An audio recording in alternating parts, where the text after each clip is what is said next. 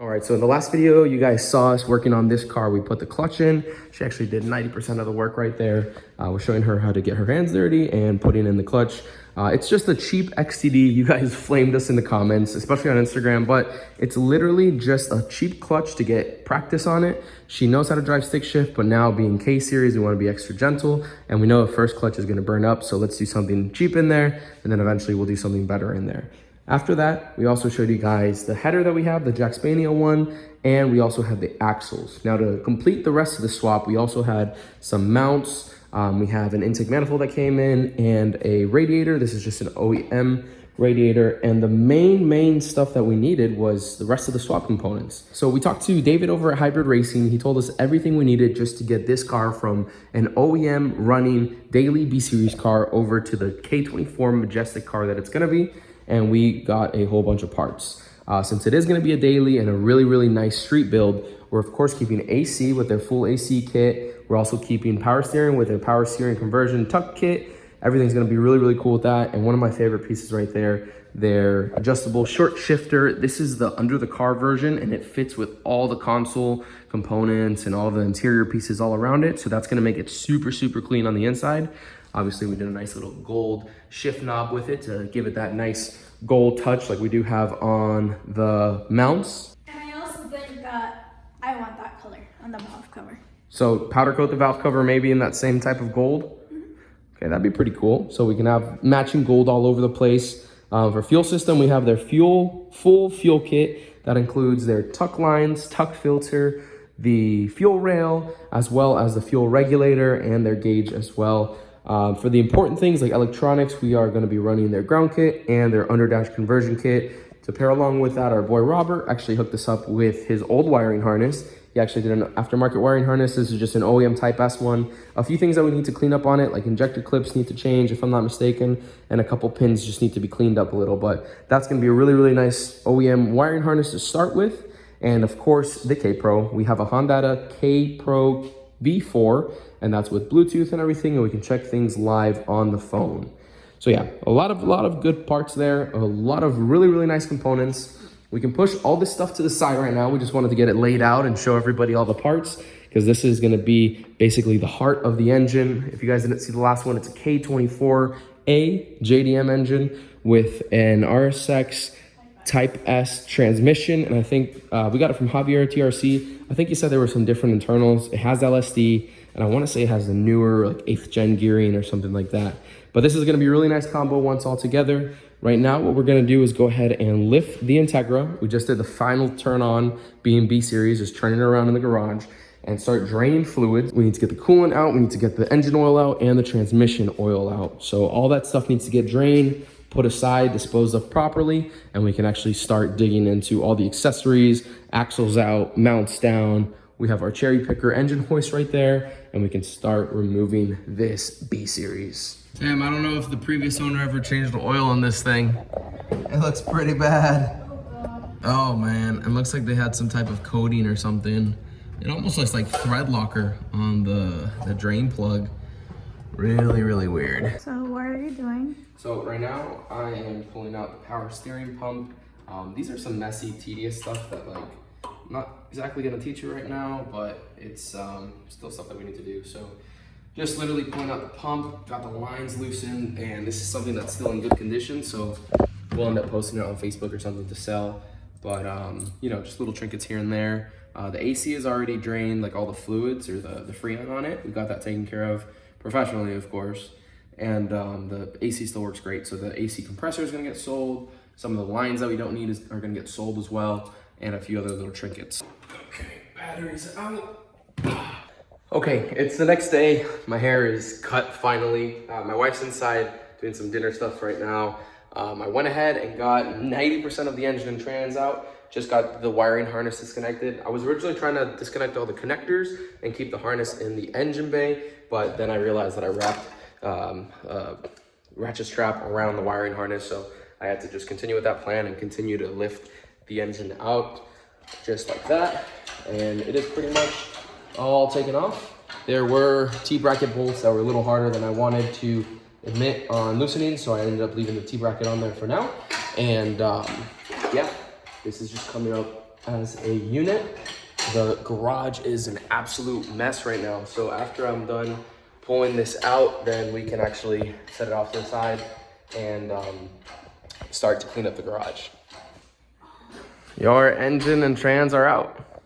Holy crap. Yep, there's the B series, B18, B1. This is the engine that's gonna go in it, K24A engine that's coming out, B18, B1, B series, non-VTEC.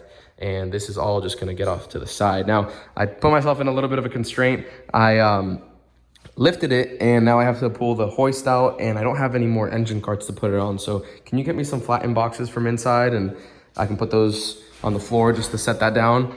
Eventually I'll, clean up the area, and once the K series is in here, I'll set it on the engine carts. Unless we just sell it in the next day or two, it can just sit in the side for the time being.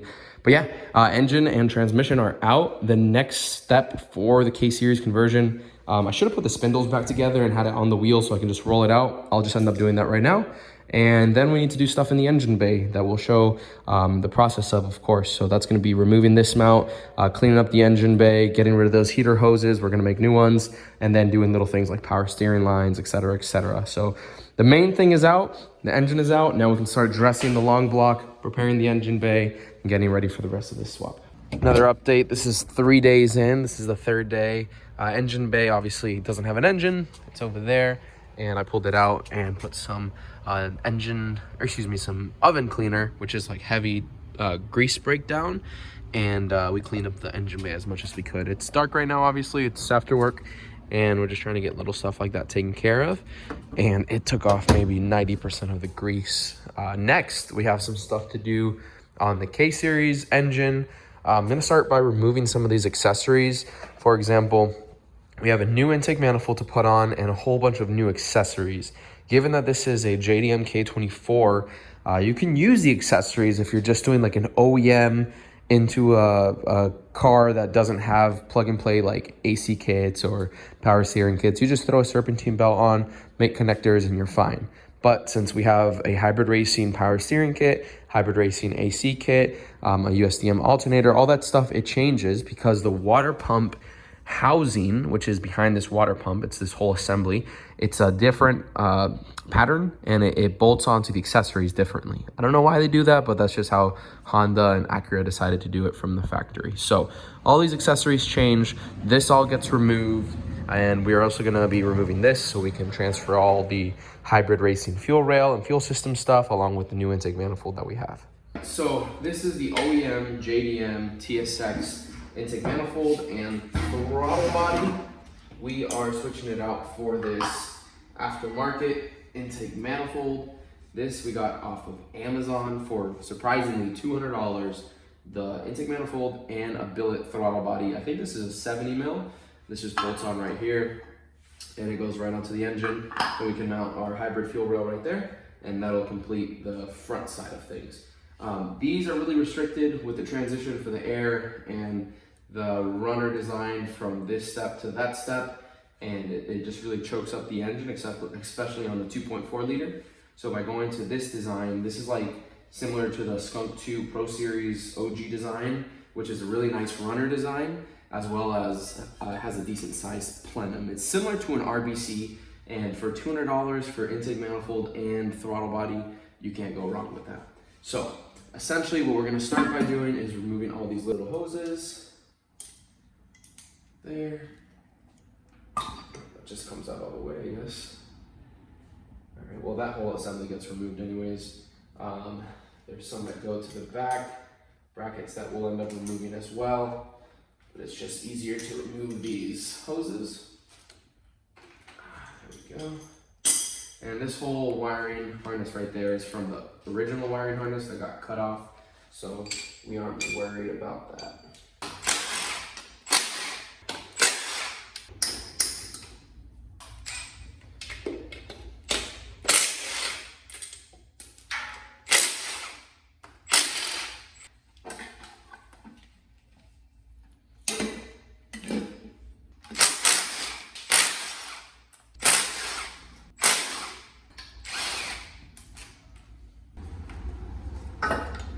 Old nasty manifold is off.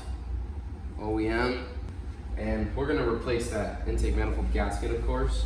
But just to mock it up for the time being, we can go ahead and just place this one on. Oh my God, just like that, this literally changes the whole look of the engine. This is what gives us that classic K-Series look. Like a nice intake manifold, big 2-liter, 2.4-liter engine, and just ready for all the nitrous, power, boost, whatever you end up wanting to put at it. So we're in the process of getting all the mounts ready to accept the K-Series engine. On the K-Series engine and transmission, I already have the full mount kit with the associated hardware placed on there. Now, something you need to do to accept the mount that goes on the other side where the timing side is for K-Series is remove this passenger brace that gets welded onto the front frame of the Integras or Civics. Now, the automatic and the manual transmission are a little bit of a different placement. If I'm not mistaken, the manual sits lower and a little off to this side, whereas the automatic sits a little higher and off to this side just a little bit. So the main thing is we just need to remove this bracket altogether. This one, because of an automatic chassis, it's a little more difficult to get to all the spot welds. So basically anything that has a little dimple like that is basically the two pieces of metal welded together by a big industrial machine. And there is a nice little tool like the spot weld remover that is basically a small hole saw that cuts around that rivet in most cases, and you can get a clear, nice removal of that plate. It's really, really simple to use, but in this case, since I'm keeping ABS and everything, we don't want to break the lines loose, and we're going to try to avoid taking anything that's going to be in the way, out of the way. I want to try to keep as many accessories in the car as possible. And for now, to do that, I'm not going to be able to access the top dimples and use that drill in a nice, easy fashion. So we're going to do the ghetto way. Please don't judge us. Cut off wheel, literally just going to cut those ears off and try to make it as flush as possible.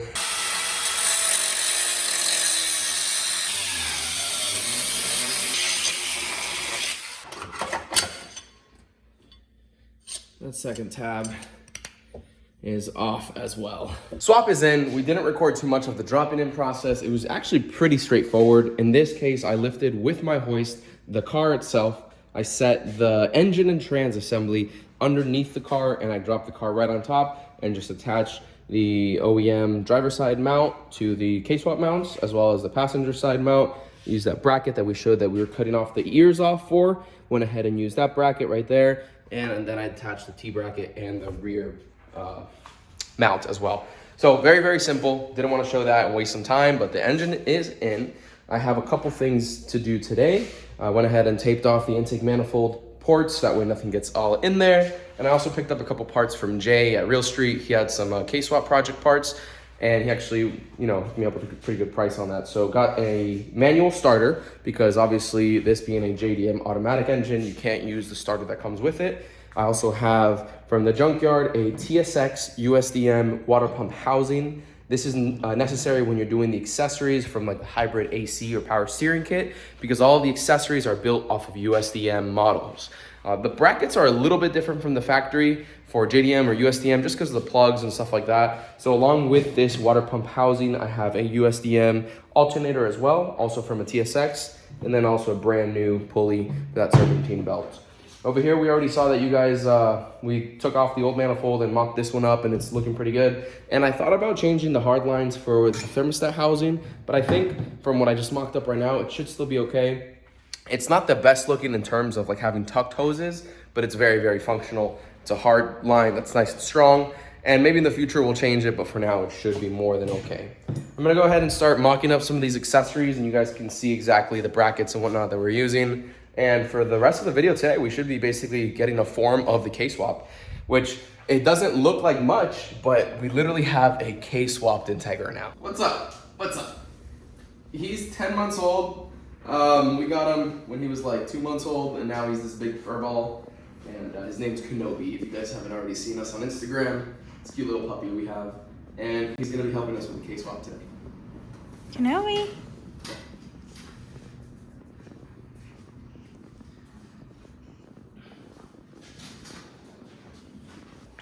So a big thing with these case swaps is obviously hardware. These things typically have very, very long bolts. So you can see, for example, the alternator has this giant bolt that has small threads. It's a pretty small bolt, but it's really long. So you wanna make sure you have the exact OEM one. You don't wanna get like some crappy hardware. You wanna make sure that you have the proper ones before you start assembling it. So we have all the accessories right here along with their associated hardware. The OEM water pump housing uses 2 studs and 2 bolts for its configuration. So right here you can see we already have the 2 studs put on, and the 2 bolts we'll put right here. Now this all gets silicone along with a couple other things on K-Series. It is a bed plate engine, which you can see right there. The engine cuts into 2 pieces, and there is a bunch of silicone there. Then on the other layer, there also is silicone for the oil pan. This engine setup, K-Series in general, relies heavily on silicone, so there's not a whole bunch of gaskets that you have to worry about, but when we do an overhaul on this engine in the future, we'll go ahead and show you all the silicone and gasket materials and how that has to go into play with maintenance of the car. Before we actually get the accessories put on, what's up, puppy? We have to go ahead and touch on this a little bit. This is our big tube header by Jack Spania, and this is a 4-to-2-to-1. And I'm actually gonna put that onto the car beforehand, just because I'm really missing the look of a K-Series header. It takes up all that space right there, and it just looks so good. Now, I'm not sure if I need to take the half shaft off, so I'll experiment with that right now. But as soon as we get the car jacked up, I can go ahead and start mocking it up. And to go with that, we have a brand new Cometic MLS gasket, and this is just basically stamped steel put together with rivets, and it has a bevel. That way you get a nice sealing surface on it, and we can go ahead and get that header mocked up. And honestly, it might be the last time we put the header on to get the first start eventually on this, since we won't have to remove it other than cutting the rest of the exhaust and making it work for that header in particular.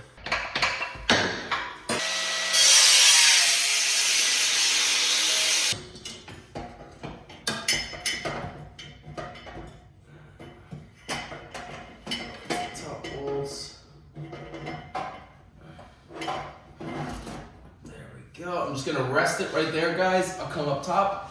All right, so it's kind of just resting on the stock studs right now. I have some of the bolts as well. I should have pulled out the nuts that we needed, but 3 bolts, 2 studs, simple for K-Series. This thing actually fit a lot better than I thought. So with these swap headers, they're normally mount specific, as in if you have a lean kit, you can't use the non-leans, etc., etc. And with a big tube, you always run into the issue of like, is it gonna run into an accessory? Is it gonna run into the rack? Blah, blah, blah. This one actually fit really, really well. So I'm happy with that. Just gotta snug this up real quick, and we should be good to go on that end. And of course, it's easier now that it's lowered. It's not on the jack anymore.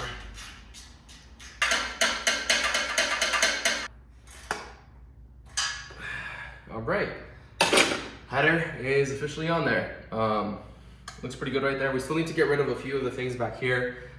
This fuel filter and its OEM line is getting replaced by the hybrid tucked fuel kit. So we're gonna be able to do that. We also have for the intake manifold, a hybrid fuel rail that's gonna go place right here, and finish it off with a hybrid fuel pressure regulator as well. Through test fitting the accessories, here's one thing that I realized with the stock K24 accessories or the USDM K24, either JDM or USDM. With this thermostat housing, you can see that these accessory coolant hoses that go to the cylinder head, which is the port right underneath the intake manifold, and the one that goes to the heater core are both aimed upwards, and then the radiator hose outlet for the lower is also aimed upwards.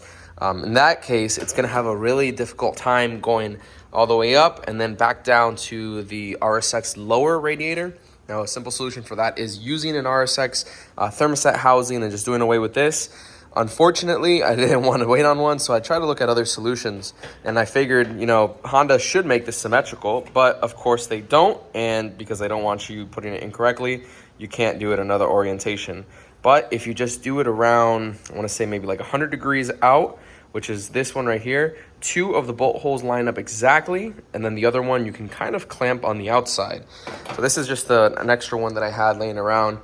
So I did that little rotation on this one right here. You can see with the correct hardware, which is these shoulder bolts that go into that groove correctly. 2 of them are perfectly placed, and then this other one, I had to shave the ear on the plastic for the thermostat housing outlet.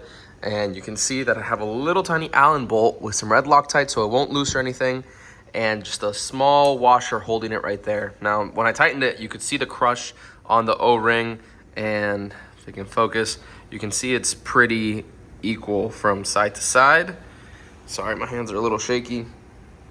But I think that this is gonna work actually really well.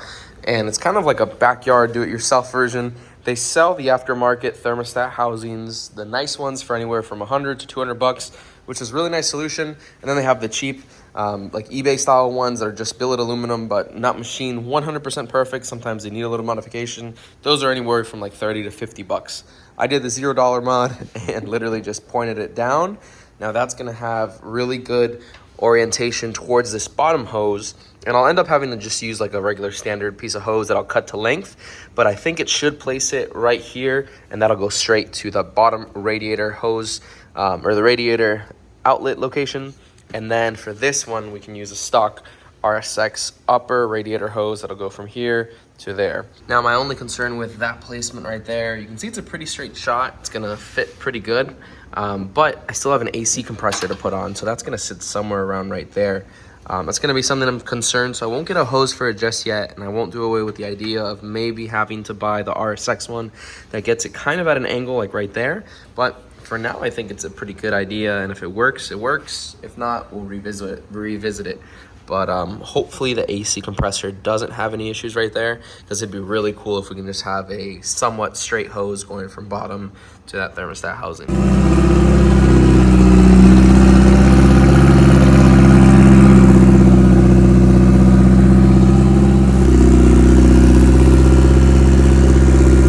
On the topic of Integras, I am missing my Integra right now. Yes, it's right here, but we can't race it because of what you guys saw in the last video. Broke the transmission and had a couple issues. So built transmission for the B series is right here, and will get fixed in the next couple months whenever the parts come available. I think they said like 3 weeks until the parts are available. So that's where she's been. I know that some of the comments were going to be asking about that. As for the K-swap, I went ahead and mounted all those accessories right now, just with like one bolt or one nut on each. And from the looks of it, we're starting to get a lot of things figured out for this. I have some random hose over here for the heater hose lines. I'll be doing that probably on the next video. I'm gonna go ahead and wrap this one up in just a minute. Just wanted to touch on a few things though. I'm really happy with how the header came out and the intake manifold. I think that with the stock K24 on pump gas, we should be looking around 210, 215 if I'm not mistaken. And then with the added stuff like VTC and Typus oil pump and ethanol in the future, we'll do something maybe like 245, 250 with the header and throttle body and intake manifold combo that we have. So this should be a really, really fun car, but for the time being, fully stock long block with just the bolt-on accessories. This video did take a little bit longer than we wanted to actually record, because we were planning for sick week in the last couple months, and we got the Integra, mine, all figured out and situated for that, and then we had those failures, obviously. So that sucks that we have to wait on a lot of parts for that car, but that means that we can shift over to this one and go full throttle on the K-Series build. Now, there are a couple things that we're going to be showing step by step, and there are some stuff that we're going to be showing how to do roughly and not touching on some other things. So it should be a nice little build series. So since this is going to be technically my wife's car, she's going to have a lot more fun with it than I will, but actually low-key, I'm going to be taking it every once in a while. So don't tell anybody about that. Hopefully she's not watching. She's probably going to watch this, but I'm going to be stealing this car more often. She's going to be driving it. Maybe. I don't know. But yeah, we're gonna wrap up this video for today. Next video, we're gonna be showing the end of the accessories, and we're gonna start putting those hybrid racing kits, which are over here on the shelf. That's the AC power steering kit. We also have things like fuel rail, fuel system kit, and a whole bunch of other little trinkets that we'll show you guys how to install. There's a couple videos showing how to do it, but there's a certain way that we want to apply what we know onto these cars, and hopefully it gives you guys something to learn with as well. If you aren't already subscribed, make sure to hit the subscribe and notification bell, and you can get more of this glorious Honda Integra content, and we'll see you in the next video, guys. Thanks for watching. Bye.